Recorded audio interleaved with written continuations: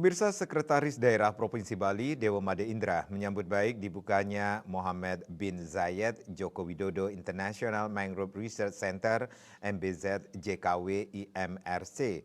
Menurutnya, pusat riset mangrove internasional ini akan menjadi satu lagi nilai tambah bagi Bali.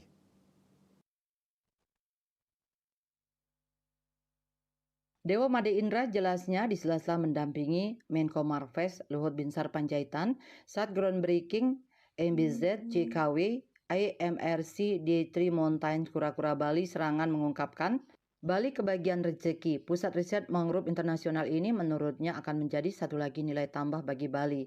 Hal ini tentunya tidak hanya berdampak pada pengembangan studi mangrove di Bali, namun juga dapat menarik kunjungan wisatawan lebih banyak lagi. Dewa Made Indra menjelaskan bahwa hutan mangrove di Bali sangat unik karena selain memiliki vegetasi yang sangat bagus, namun jumlah spesiesnya terbilang cukup lengkap. Ia menilai jarang ditemukan hutan mangrove dengan ragam spesies yang lengkap seperti di Bali. Oleh sebab itu, ia mewakili pemerintah Provinsi Bali menyampaikan terima kasih kepada pemerintah Indonesia dan pemerintah Uni Emirat Arab (UAE) yang telah memilih Bali sebagai tempat dibangunnya International Mangrove Research Center (IMRC). Sementara itu, pemerintah Indonesia dan pemerintah Uni Emirat Arab telah menyepakati MOU untuk bersama-sama mengetuai Aliansi Mangrove untuk Iklim dan mendirikan Mohammed bin Zayed Joko Widodo International Mangrove Research Center (MBZ JKW IMRC) di Bali, Indonesia.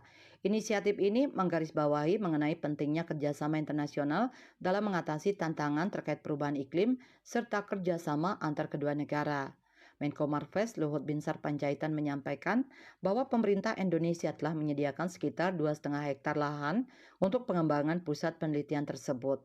Sementara Menteri Perubahan Iklim dan Lingkungan Uni Emirat Arab (UAE) Amna bin Abdul Al-Dahak Al-Samsi menyampaikan kerjasama WA dengan pemerintah Indonesia tidak semata-mata mengenai pembangunan konstruksi IMRC, namun yang paling penting adalah apa yang telah dilakukan ketika IMRC telah berdiri.